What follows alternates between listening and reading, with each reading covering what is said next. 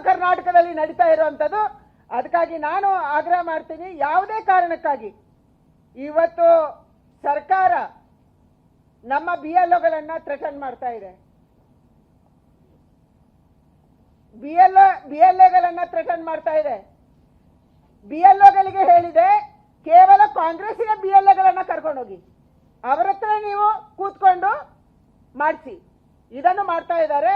ಅದಕ್ಕಾಗಿ ನನ್ನ ಆಗ್ರಹ ಇದೆ, ತಕ್ಷಣ ರಾಜ್ಯ ಸರ್ಕಾರ ನೀವೇನು ಈ ರೀತಿಯ ಕಾನೂನು ವಿರೋಧಿ ಚಟುವಟಿಕೆಯಲ್ಲಿ ತೊಡಗಿದ್ದೀರಿ, ಕೇವಲ ಅಲ್ಪಸಂಖ್ಯಾತ ಮತದಾರರನ್ನು ಮಾತ್ರ ಒಂದು ಕಡೆ ಸೇರಿಸಿ ಅಕ್ರಮ ವಲಸಿಗರಿಗೆ ನೀವು ಮತದಾರರನ್ನು ಮಾಡಬೇಕು ಅಂತಿದ್ದೀರಿ.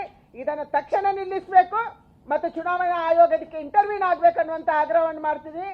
ಕೆಲವು ಉದಾಹರಣೆಗಳು ಮಾತ್ರ ನಾವು ಇವತ್ತು ತೋರಿಸ್ತೀವಿ. ವಿಡಿಯೋದಲ್ಲಿ ಬೇರೆ ಬೇರೆ ಕಡೆಗಳಿಂದ ಬಂದಿರೋದು, ಕೇವಲ ಬೆಂಗಳೂರಲ್ಲ, ಬೇರೆ ಬೇರೆ ಕಡೆಗಳಿಂದ ಬಂದಿರುವಂತ ಏನೇನು ಇದೆ ಅದನ್ನ ನಾವು ತೋರಿಸ್ತಾ ಇದ್ದೀವಿ.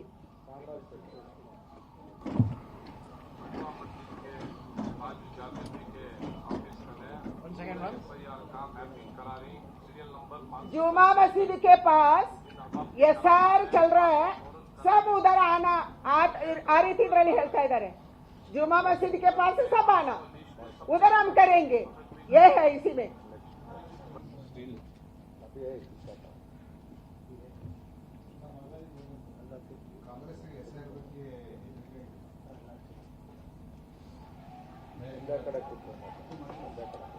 ಇದು ಒಂದೇ ಕಡೆ ಕೂತ್ಕೊಂಡು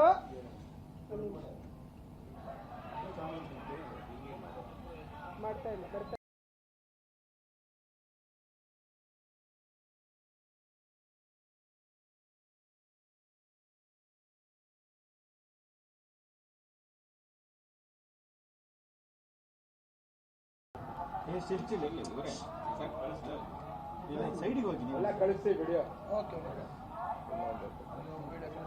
ಇದು ಕರ್ನಾಟಕದ SR. ಈ ರಾಜ್ಯ ಸರ್ಕಾರ SR ನಡೆಸ್ತಾ ಇರುವಂತ ರೀತಿ ಇದು.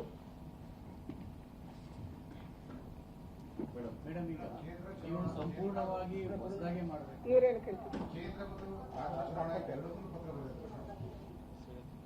ನಾನು ಕೇಂದ್ರ ಚುನಾವಣಾ ಆಯೋಗಕ್ಕೆ ಈ 2 ಪತ್ರಗಳನ್ನು ಬರೆದಿದ್ದೀನಿ, ನಿಮಗೆ ಕೊಡ್ತೀನಿ. ನಾನು ಒಂದು GBA SR ನಡೀತಾ ಇರುವಂತ ಸಂದರ್ಭದಲ್ಲೇ ಪ್ಯಾರಲಲ್ ಆಗಿ GBA ಮತದಾರ ಪಟ್ಟಿಯನ್ನ ಯಾಕೆ ಮಾಡ್ತಿದ್ದೀರಿ ಇದರ ಬಗ್ಗೆ. ಇನ್ನೊಂದು ಚುನಾವಣೆ ಇಲ್ಲಿ SR ಶುರುವಾದ ಮೇಲೆ ಹೇಗೆ ಅಕ್ರಮ ನಡೀತಾ ಇದೆ, ಹೇಗೆ ಅಕ್ರಮವನ್ನ ಮಾಡ್ತಾ ಇದ್ದಾರೆ, ಹೇಗೆ ಕಾನೂನು ಬಾಹಿರವಾಗಿ ರಾಜ್ಯ ಸರ್ಕಾರ ವರ್ತನೆ ಮಾಡ್ತಾ ಇದೆ, ಇದಕ್ಕೆ ಇಂಟರ್ವ್ಯೂನ್ ಆಗಬೇಕು ಅನ್ನೋದ್ರ ಬಗ್ಗೆ 2ನೇ ಪತ್ರವನ್ನ ನಾನು ಬರೆದಿದ್ದೀನಿ.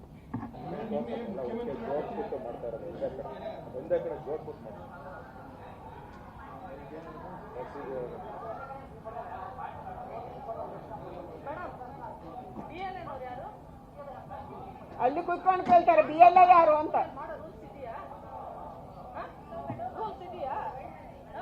ನೋಡಿ ಇವರು ಹಾಕೊಂಡಿದ್ದಾರೆ ಸರ್ಕಾರದ ಟ್ಯಾಗ್, ಐಡೆಂಟಿ ಕಾರ್ಡ್ ಹಾಕೊಂಡಿದ್ದಾರೆ.